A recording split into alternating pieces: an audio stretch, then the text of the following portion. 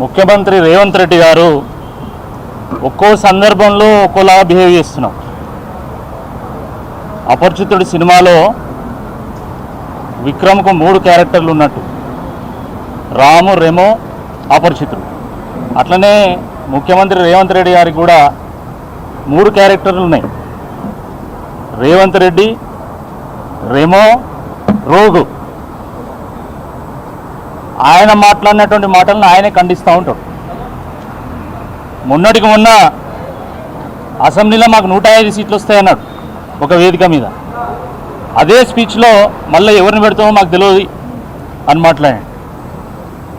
ఒక వారం రోజుల క్రితం ఢిల్లీలో విద్యార్థులు ఉద్యమం చేస్తూ ఉంటే జెన్జీలోకి 21 ఏళ్ళకే చట్టసభలో అడుగుపెట్టేటువంటి అవకాశం ఇవ్వాలి, మా నాయకుడు రాహుల్ గాంధీ గారు ప్రధానమంత్రి అయితే జెన్జీని విద్యాశాఖ మంత్రిగా పెడతారు.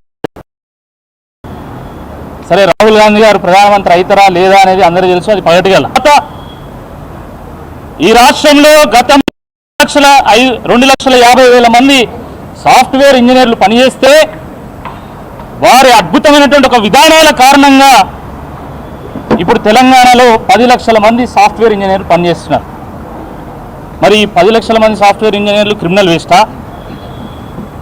ప్రపంచంలోనే ఒక అద్భుతమైనటువంటి ఆవిష్కరణల వేదికగా టీ హబ్ పేరు గాంచింది. అనేక ఆవిష్కరణలు బయటకు వస్తూ ఉన్నాయి. మరి ఆవిష్కరణలు చేసేటువంటి ఇంజనీర్లందరూ కూడా క్రిమినల్ వేస్టా?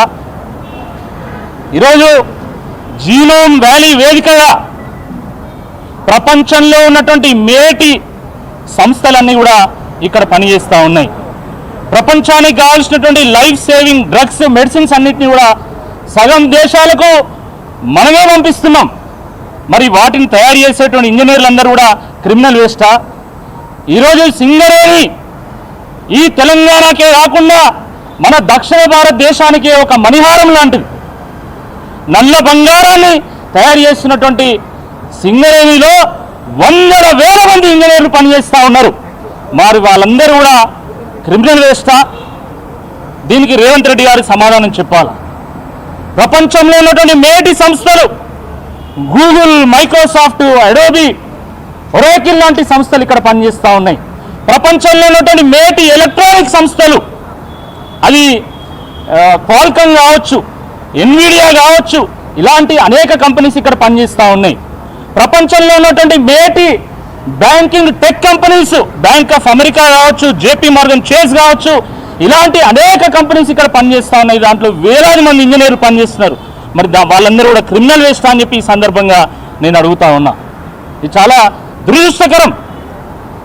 నీ మీద 89 కేసులు ఉన్నాయి, దాంట్లో 76 తీవ్రమైనటువంటి ఆరోపణలు కలిగినటువంటి కేసులు ఉన్నాయి.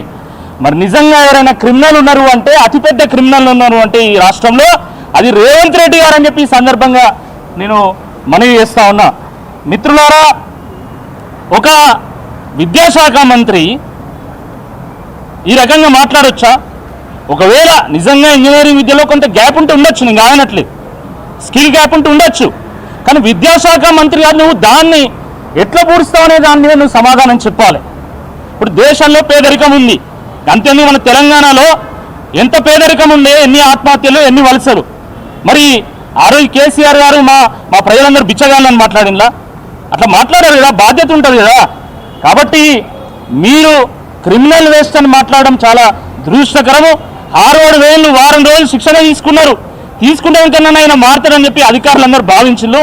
వాళ్ళు ఎంతో ఆలోచించి ముఖ్యమంత్రి స్థాయిలో ఈయన మాట్లాడతలేరు కాబట్టి, మన రాష్ట్రంలో ఉన్నటువంటి పెట్టుబడులన్నీ పోతున్నాయి కాబట్టి కనీసం ఈయన మారాలని 6 పంపిస్తే వారం రోజులు చదువు చెప్పినా కూడా ఈయన మారలే. ఇప్పుడు తలకాయ పట్టుకుంటున్నారు అధికారులందరూ కూడా. ఎందుకంటే మీరు ఆలోచించండి, ఆయన చేసిన కథ వల్ల ఈరోజు కన్స్ట్రక్షన్ ఇండస్ట్రీ పోయింది, రియల్ ఎస్టేట్ పోయింది. ఇప్పుడు దీనివల్ల ఈ ఉన్న ఐటీ, మ్యానుఫ్యాక్చరింగ్, ఈ సర్వీసెస్ ఇండస్ట్రీ కూడా పోతే రాష్ట్రం మొత్తం దివాలా తీసేటువంటి ఒక పరిస్థితి ఉంటుంది. కాబట్టి ముఖ్యమంత్రి గారు వెంటనే బేషరతుగా ఈ రాష్ట్రంలో ఉన్నటువంటి ఇంజనీరింగ్ విద్యార్థులందరికీ కూడా క్షమాపణ చెప్పాలి. క్షమాపణ చెప్పకపోయినట్టయితే తప్పకుండా నువ్వు అప్లికేషన్ రాయరాదు అన్నావు కదా, జాబ్ అప్లికేషన్ రాయరాదు అన్నావు కదా, కొడంగల్లో నామినేషన్ అప్లికేషను తప్పకుండా 1,00,000 మంది ఇంజనీర్లు రాస్తారు, తప్పకుండా పోటీ చేస్తారు నీ మీద, నిన్ను ఓడించేటువంటి ఒక ప్రయత్నం చేస్తారు రేవంత్ రెడ్డి గారు అని చెప్పి హెచ్చరిస్తూ వెంటనే మరి క్షమాపణ చెప్పాలి. ఫీజు రీయింబర్స్మెంట్ ఎగ్గొట్టడానికి ఇలాంటి చిల్లర వేషాలు మానుకోవాలి.